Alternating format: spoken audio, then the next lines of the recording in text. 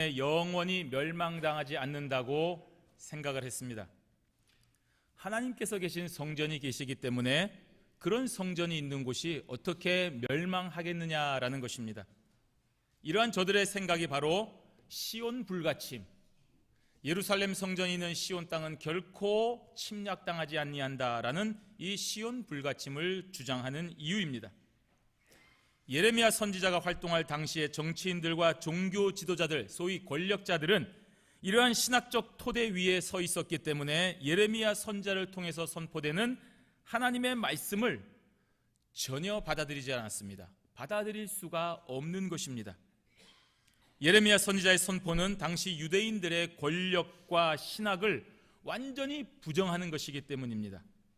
그래서 저들은 예레미야가 말하는 그 모든 예언을 부정했고 예레미야 선지자를 가짜 선지자, 요즘 유행하는 거짓 뉴스, 가짜 선지자라고 규정하고 미워하며 핍박을 한 것입니다. 하나님의 말씀을 잘못 해석했고 하나님의 말씀을 잘못 받아들였기 때문에 결국에는 하나님이 보내신 선지자를 대적하여 하나님을 대적하는 엄청난 죄악을 저지르게 된 것입니다. 그래서 우리는 하나님의 말씀에 대한 올바른 해석이 정말로 중요한 것입니다. 오늘날 신자인 저와 여러분들에게도 이 말씀은 동일하게 적용이 됩니다. 여러분, 교회를 다니면 모든 것이 형통하다고 생각을 합니다. 항상 잘 산다고 생각을 합니다. 영원히 교회 다니는 우리에게는 문제가 없을 것이라고 생각을 하고 교회를 다니는 우리는 당연히 구원을 보장받는다고 생각을 합니다.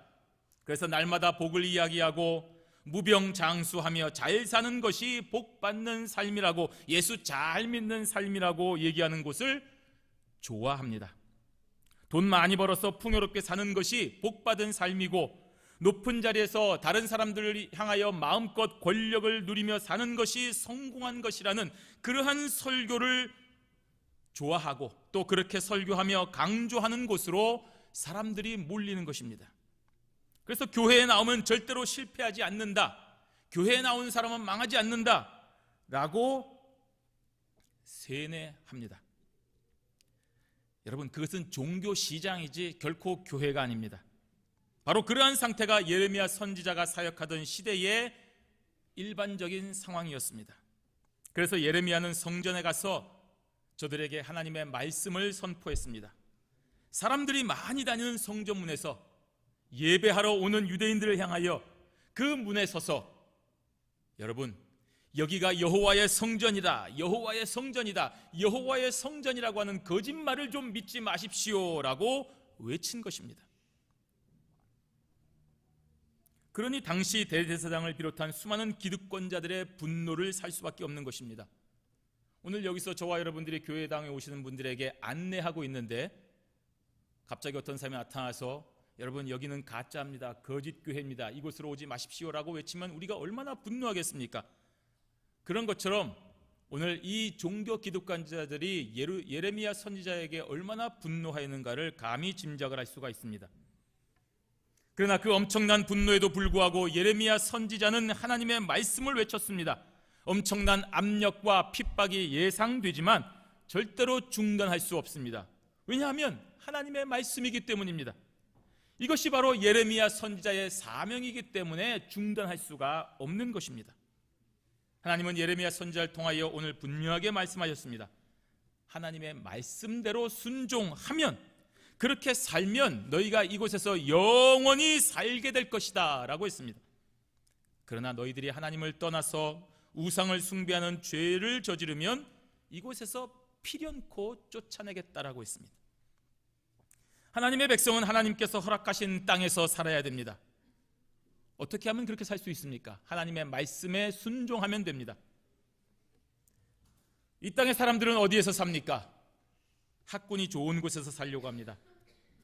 안전한 곳에서 살려고 합니다. 시간이 지날수록 땅값이 오르는, 가치가 오르는 곳에 살기를 좋아합니다.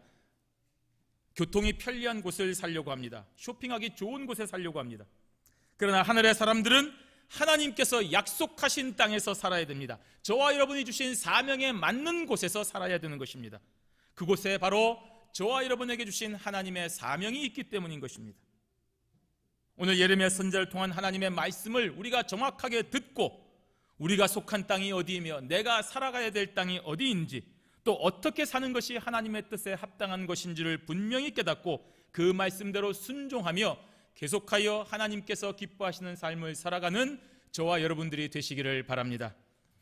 첫 번째로는 하나님께서 기뻐하시는 삶을 살아야만이 약속하신 영원한 땅에서 영원히 살 수가 있는 것입니다. 3절 말씀 우리 한번 같이 읽어보겠습니다. 만군의 여호와 이스라엘의 하나님께서 이와 같이 말씀하시되 너희 길과 행위를 바르게 하라. 그리하면 내가 너희로 이곳에 살게 하리라. 아멘. 너희 길과 행위를 바르게 하라. 이것이 핵심입니다. 지금까지 우리가 살아온 삶의 방식을 고치라는 말입니다. 유대인들은 하나님께서 선택하신 선민이지만 그 선민답게 올바르게 살지 못했기 때문에 하나님께서 분노하시는 것입니다.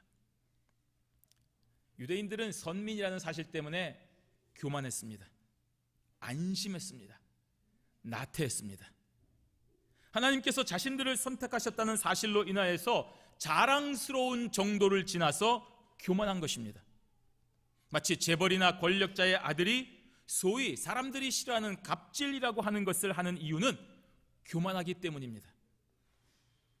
내 아버지가 이 정도의 힘을 가지고 있으니 어느 누구도 나에게 함부로 대할 수 없다는 사실을 알기 때문입니다. 그래서 함부로 해도 아무 문제가 없는 것입니다. 그런데 여러분, 조금만 더 생각이라는 것을 좀 해보면 이것이 얼마나 부끄러운 일인가 하는 것을 알 수 있습니다. 자신이 힘 있는 집에서 태어난 것은 자신의 선택이 아닙니다. 내가 잘나서 힘 있는 부모를 둔 것이 아닙니다. 내가 무슨 능력이 있어서 힘 있는 부모를 가진 것이 아닙니다. 그렇다면 이렇게 힘 있는 부모님을 만난 것에 감사하고 그 부모님의 이름을 더럽히지 않도록 열심히 살아야 되는 것인데 그러한 생각을 못하기 때문에 방종하고 헛된 삶을 살아가는 것입니다. 또 유대인들은 하나님으로 인하여 안심했습니다. 그러나 안심의 정도를 벗어나서 방심하고 나태한 삶을 살았습니다. 영원하신 하나님의 선택을 받은 우리들이니 영원히 멸망당하지 않고 편안하게 잘 살 것이라고 착각을 한 것입니다. 그래서 자신들의 삶을 하나님의 뜻에 맞추지 않고 자신의 뜻에 따라 마음대로 살면서도 아무런 걱정을 하지 않았습니다. 예레미야 선지자는 바로 이러한 저들의 잘못된 생각을 고치라고 오늘 선포하는 것입니다. 4절 말씀을 보십시오. 우리 한번 읽겠습니다. 너희는 이것이 여호와의 성전이라 여호와의 성전이라 여호와의 성전이라 하는 거짓말을 믿지 말라. 이것이 무엇입니까? 지금 예레미야 선지자가 바로 성전 문에서 선포하고 있기 때문에 이것은 예루살렘에 있는 여호와의 전을 말하는 것입니다. 성전입니다. 수많은 유대인들이 하나님께 예배하기 위하여 나름대로 거룩하고 깨끗한 옷을 입고 정말로 이 장엄한 성전으로 들어가고 있는 중입니다. 그런데 그 성전의 문에서 너희들 이것이 여호와의 성전이라고 하는 거짓말을 믿지 말라고 하는 예레미야 선지자의 선포를 듣고 있는 것입니다. 대단히 충격적인 순간입니다. 한평생 살아왔던 하나님의 백성, 선민이라고 하는 유대인들의 삶의 근본이 흔들리는 순간입니다.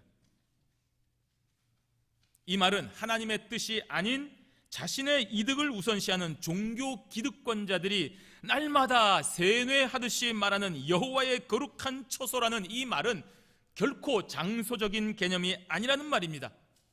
너희가 그토록 바라던 이 거룩한 이곳이 거룩한 하나님의 전이 되기 위해서는 전능하신 하나님의 말씀에 온전히 순종하여 따르는 삶이 먼저 되어야 된다는 것입니다. 하나님의 백성이 하나님의 백성답게 하나님께서 원하시는 삶을 살지 않으면서 그저 하나님의 전에 나와서 예배 드린다고 해서 모든 것이 잘 될 것이라고 하는 것은 하나님을 마치 저 무당이 주는 부적같이 취급하는 것이기 때문입니다. 이것이 얼마나 망령된 일입니까? 저와 여러분은 거룩하신 하나님을 망령되이 일컫는 것입니다.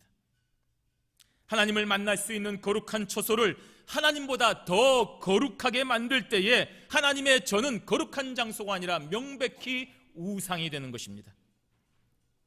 지금 유대인들에게 여호와의 성전은 거룩하신 하나님을 만나고 경배하는 장소가 아니라 그 하나님을 이용하여 자신의 욕심을 채우고 하나님을 이용하여 나라의 안전을 보장받고 하나님을 이용하여 자신의 미래를 형통하게 만들려고 하는 그런 우상 숭배의 장소가 되고 있습니다. 그렇기 때문에 하나님은 이 장소를 무너뜨리는 것입니다. 하나님의 본질을 가리는 것은 어떠한 것도 다 우상인 것입니다. 하나님께 예배드리는 성전조차도 그 대상인 하나님보다 우선시되면 당연히 우상이 되는 것입니다.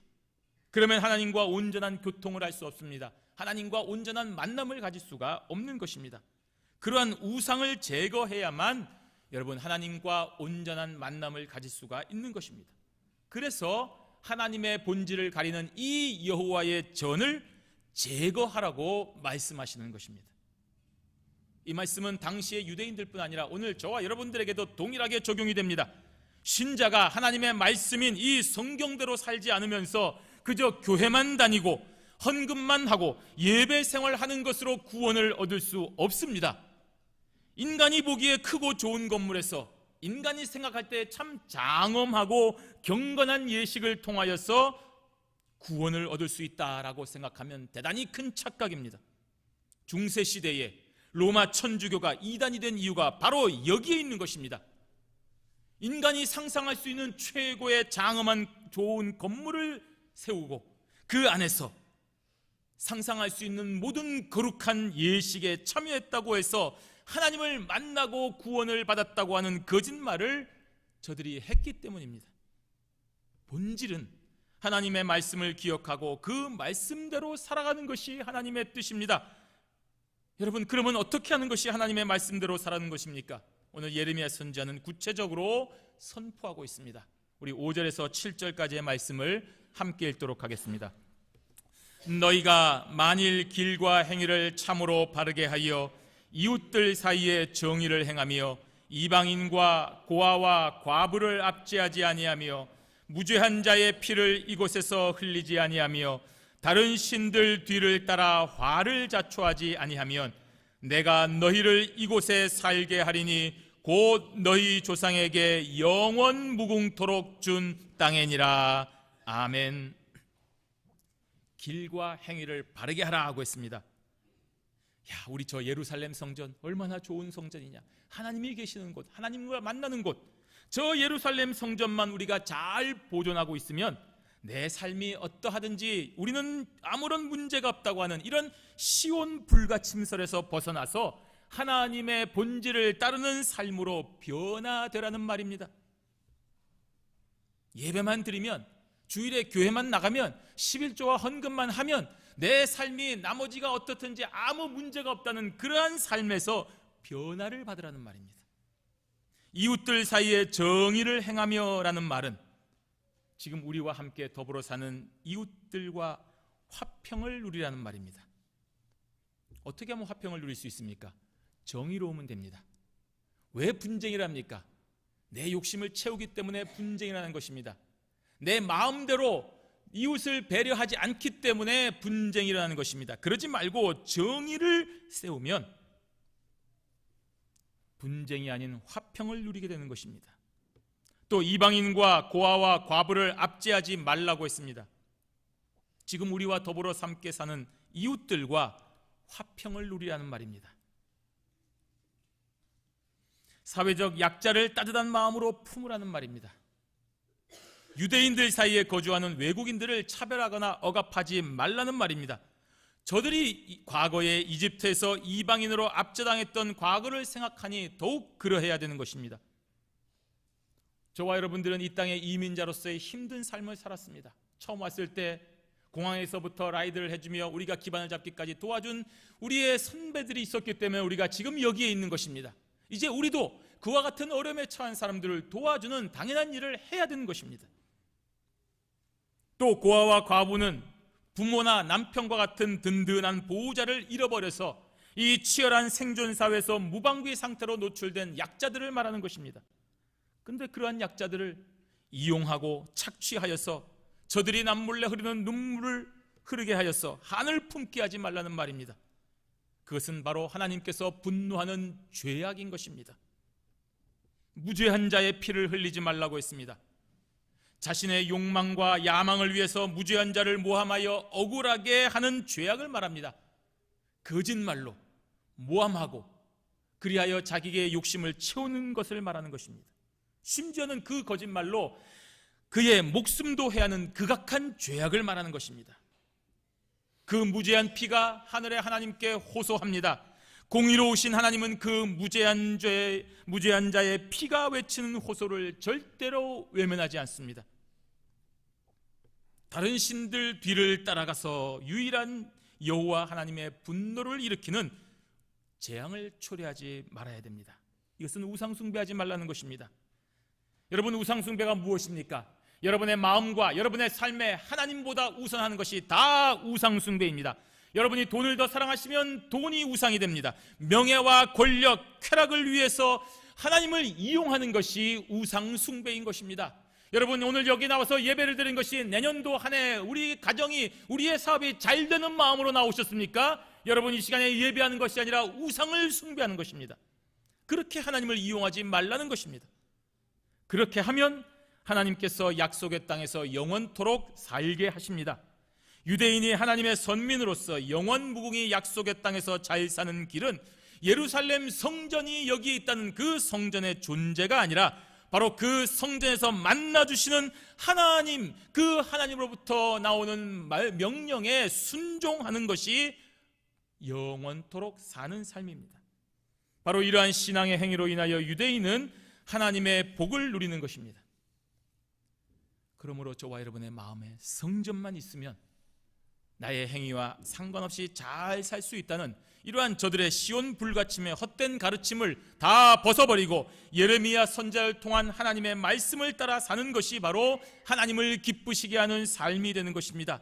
바로 그러한 삶을 따라갈 때 저와 여러분들은 약속의 땅에서 영원히 살게 되는 것입니다. 비록 이 세상은 각기 저마다의 생각과 저마다의 사상과 저마다의 방법으로 잘 살아가는 것처럼 보여도 하나님의 사람들인 저와 여러분들은 결코 그러한 삶의 방식을 따라가서는 안 되는 것입니다. 왜냐하면 그것이 틀린 길이기 때문입니다. 하나님은 이미 저와 여러분들에게 진리의 길을 보여주셨습니다. 저들이 가는 길이 아니라 하나님이 가는 길을 보여주셨습니다. 성경 말씀해 주시는 그 진리의 길만이 하나님께서 기뻐하시는 길입니다. 세상의 방법대로 돈을 많이 벌고 많은 헌금을 한다고 하나님이 기뻐하지 않습니다. 하나님께서 기뻐하시는 것은 바로 주신 성경 말씀을 통하여 예수 그리스도와 함께 십자가의 길을 가는 것이 하나님께서 기뻐하시는 길입니다. 그러므로 하나님께서 알려주신 본질을 분명히 기억하시고 항상 그 선한 길로 걸어가는 신자가 되셔서 저와 여러분들에게 약속하신 기업을 영원토록 누리는 복된 성도들이 되시기를 바랍니다. 두 번째로는 하나님께서 가증히 여기는 삶을 살면 이 약속의 땅에서 저와 여러분은 쫓겨나게 되는 것입니다. 예레미야 선지자는 이어서 유대인들의 현재 생활을 정확하게 폭로하고 있습니다.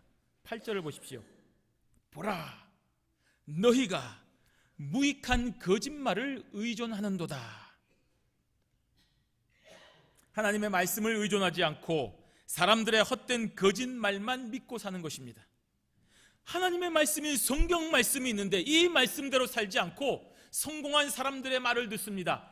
잘못된 사람들의 말을 듣고 그것을 믿고 살아갑니다. 그렇기 때문에 약속의 땅에서 살지 못하고 쫓겨나는 것입니다.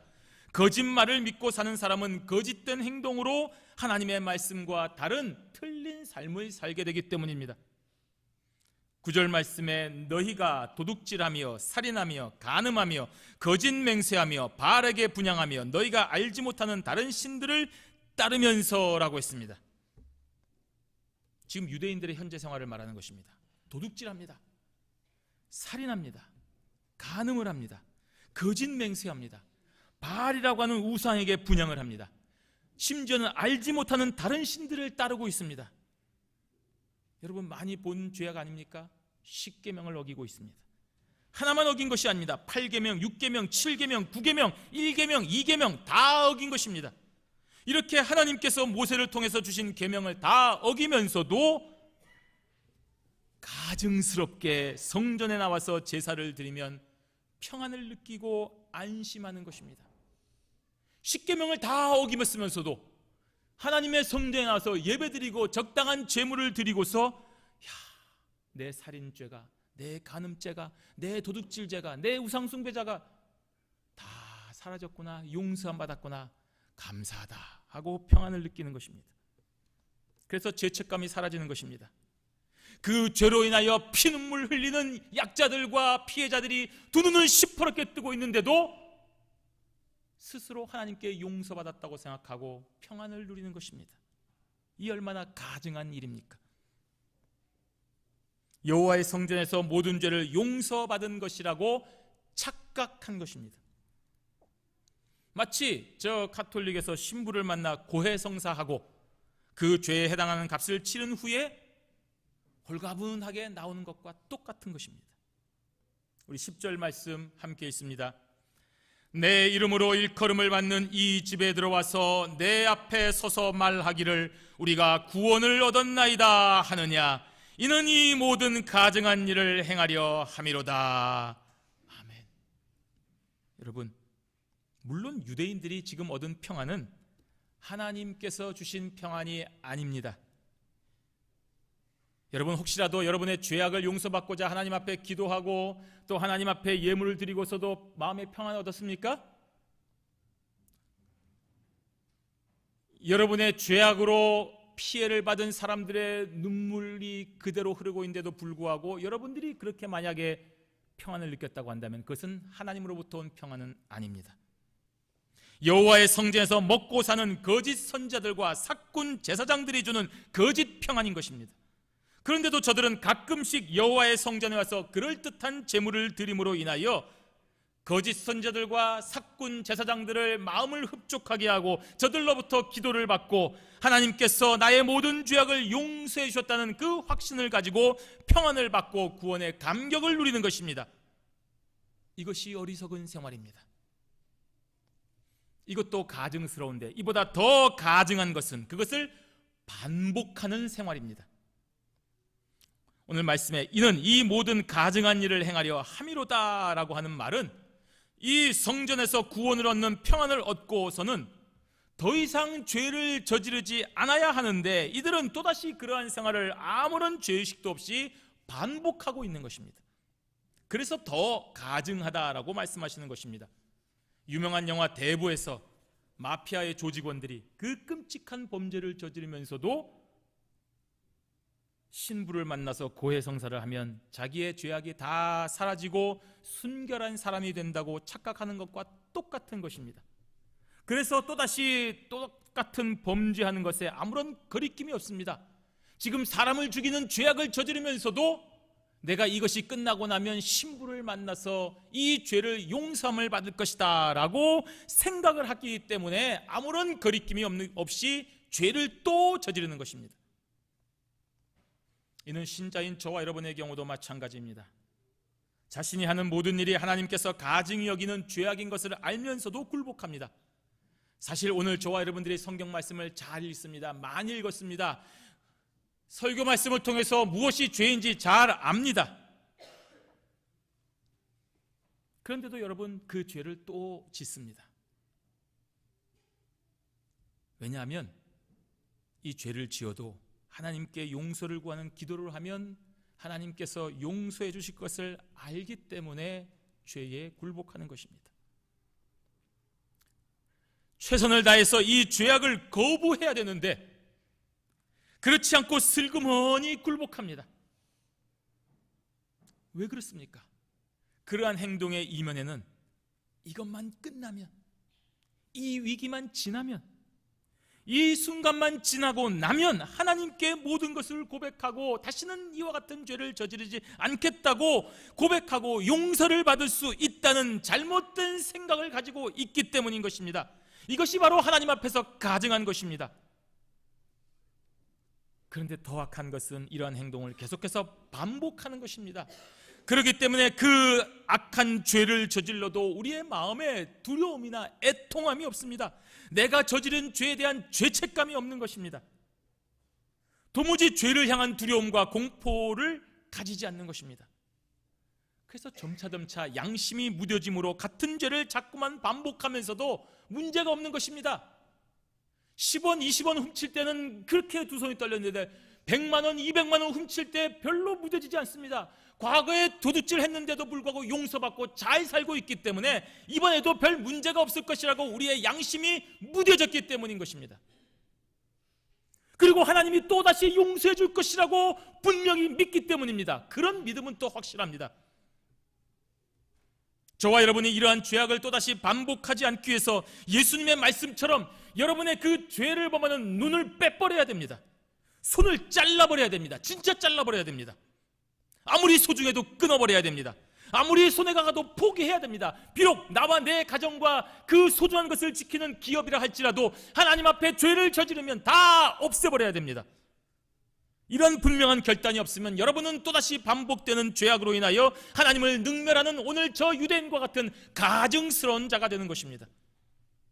유대인들의 이러한 가증한 일로 인하여 예루살렘 성전은 거룩한 여호와의 성전이 아닌 도둑의 소굴이 되어가고 있는 것입니다. 11절 말씀 함께 읽습니다.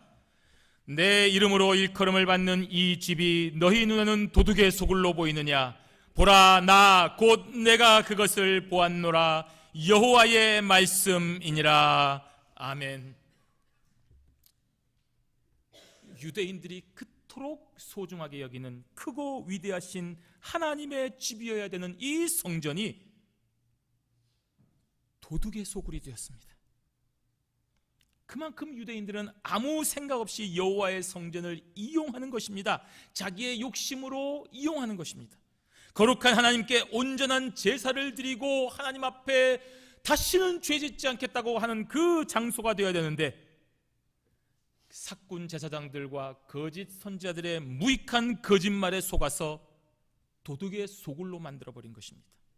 바로 이러한 상태가 되었기 때문에 예수님은 그 성전에 분노하여 이 거룩한 성전을 더럽히는 장사꾼들을 다 몰아내어 버리신 것입니다.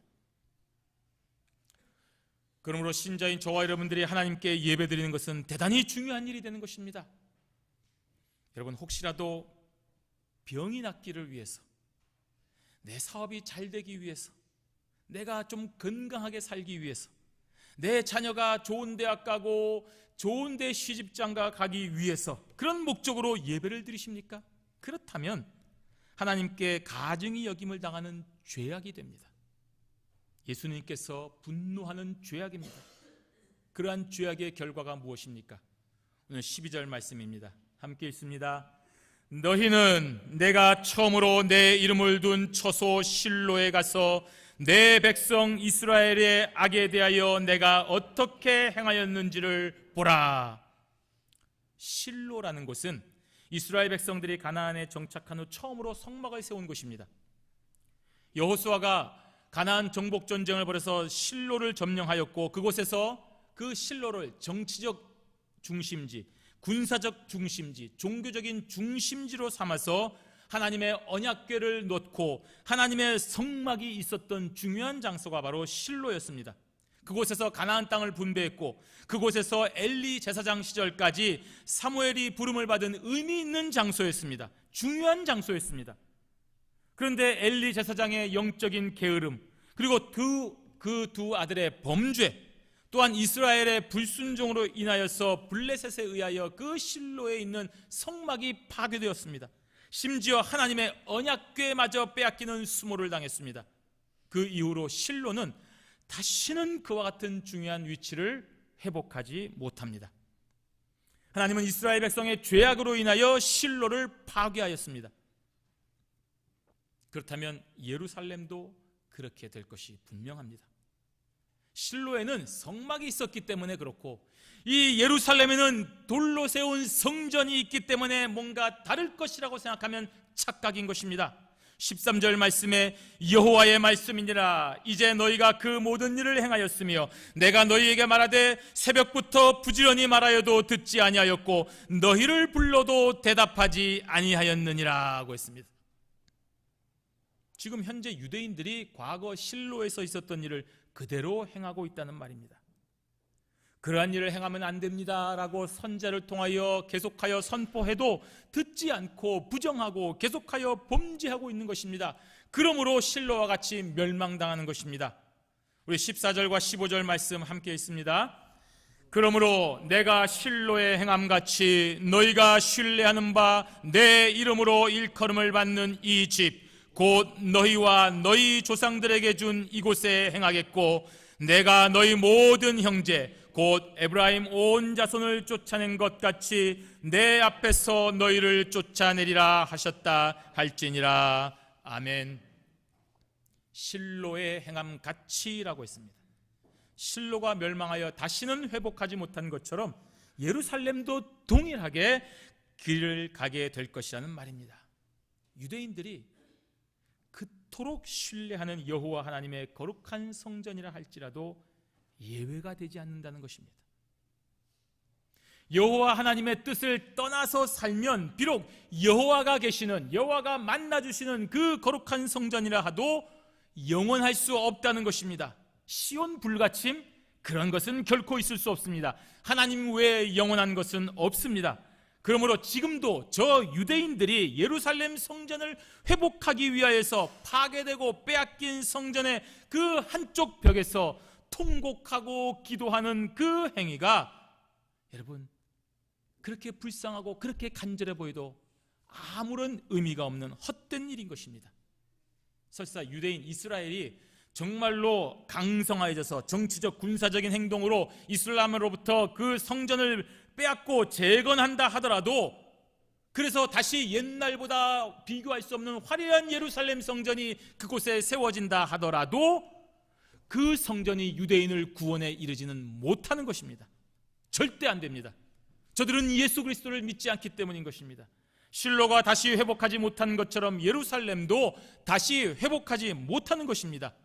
여러분, 이 땅의 건물은 사람들에 의하여 회복되어도 하나님의 본질을 회복하는 것이 아니기 때문에 결코 저들의 바람은 성공적일 수가 없는 것입니다. 유대인들은 예레미야 선지자의 말씀을 듣고 돌이키지 않았습니다. 물론 극소수의 남은 자들을 제외하면 모두가 예레미야를 미치광이 독선적인 이단아로 취급을 했습니다. 즉 하나님의 말씀에 귀를 기울이지 못한 것입니다. 그 결과는 하나님의 말씀대로 멸망을 당한 것입니다. 북이스라엘은 BC 722년에 아수르에 의해서 멸망당했습니다. 대다수의 유대인들은 메소포타미아 지역으로 강제 이주당했습니다. 여호와의 성전이 있는 곳에서 영원히 살 줄 알았는데 전 세계로 흩어져 버렸습니다. BC 586년에는 남유다가 바벨론이라고 하는 나라에 의하여 예루살렘 성이 파괴되었습니다. 물론 그토록 아름답고 그토록 의지했던 여호와의 성전이 돌 위에 돌 하나 남지 않고 다 파괴되어 버렸습니다. 오늘 예레미야 선지자의 말씀대로 된 것입니다. 내 앞에서 너희를 쫓아내리라, 그 말씀대로 되었습니다. 사랑하는 성도 여러분, 참된 선지자의 예언이 아닌 거짓 선지자의 말을 믿고 산 결과는 멸망입니다. 무익한 거짓말에 의존하였기 때문입니다. 오늘날 무엇이 참된 선지자의 예언입니까? 기록된 말씀, 성경 말씀입니다. 이 말씀에 따른 선포가 참된 선지자의 예언인 것입니다. 똑같은 장소에서 똑같이 예배하고 똑같이 찬송하고 똑같이 설교해도 참된 선지자와 거짓 선지자의 설교는 구분이 되는 것입니다. 여러분, 어떻게 알 수 있습니까? 하나님의 말씀을 있는 그대로 전하고 오늘날의 상황에 비추어 재해석하는 설교는 참된 것입니다. 그러나 설교자의 이익을 위해서, 설교자의 야망을 위해서, 그리고 설교자가 개인적으로 바라는 것 때문에 성경 말씀을 이용하여 자신의 말을 하는 것은 거짓 설교입니다. 하나님의 말씀을 자기의 생활의 유익으로 삼는 것이기 때문입니다. 여러분, 그 거짓 설교를 구분하지 못하면 무익한 거짓말에 의존하는 것이 됩니다. 그렇게 되면 그 결과는 멸망입니다. 아무리 충성하고 아무리 봉사하고 아무리 열심히 예배 참석해도 그러한 거짓 설교를 따라가는 자는 멸망인 것입니다. 그러므로 신자는 항상 올바른 설교를 들어야 됩니다. 설교자를 통하여 선포되는 하나님의 말씀이 참되고 바른 것인지, 아니면 설교자 개인의 이익을 위해서 왜곡된 거짓 선포를 하는지를 여러분 주의해서 들어야 됩니다. 여러분 주의하시면 성령께서 여러분을 도우시기 때문에 문제가 없습니다. 진심으로 여러분 기도하십시오. 거룩한 마음으로 기대하며 예배하는 자를 하나님은 절대로 외면하지 아니하십니다. 그러니 신자는 신령과 진정으로 예배를 해야 됩니다. 이번 주일 말고 다음 주일에 예배하겠다는 생각 버려야 됩니다.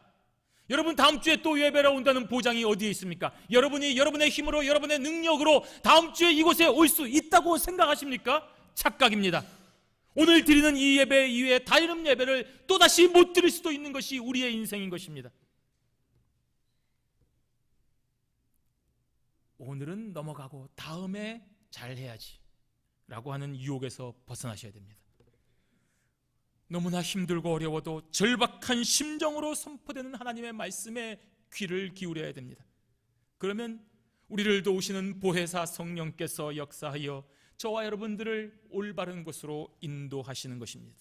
그 결과는 우리에게 약속하신 그 땅에서 영원 무궁토록 살게 하시는 것입니다. 여러분, 이러한 놀라운 은혜를 받아 2018년도 마지막 연종주일 여기까지 온 것입니다. 수많은 시험과 환난을 통과하며 여기까지 온 것입니다. 여러분의 생각과 여러분의 경험으로는 여기 이 자리에 있을 수 없지만 하나님의 크신 은혜로 여러분에게 있는 여러 가지 시험들을 다 물리치고 여기까지 온 것입니다. 바로 이것이 하나님께서 저와 여러분에게 베푸신 2018년도의 은혜인 것입니다. 그 은혜에 감사해야 됩니다. 그 은혜를 계속하여 사명의 땅으로 전진하는 자가 되어야 됩니다. 그렇게 하여 다가오는 2019년도에는 나와 내 가족에게 허락하신 하나님의 뜻을 하나도 남김없이 다 이루음으로써 하나님께 복을 받는 은혜의 보좌 앞으로 담대히 나아가는 저와 여러분들이 되시기를 주님의 이름으로 축원합니다. 아멘. 기도하겠습니다. 하나님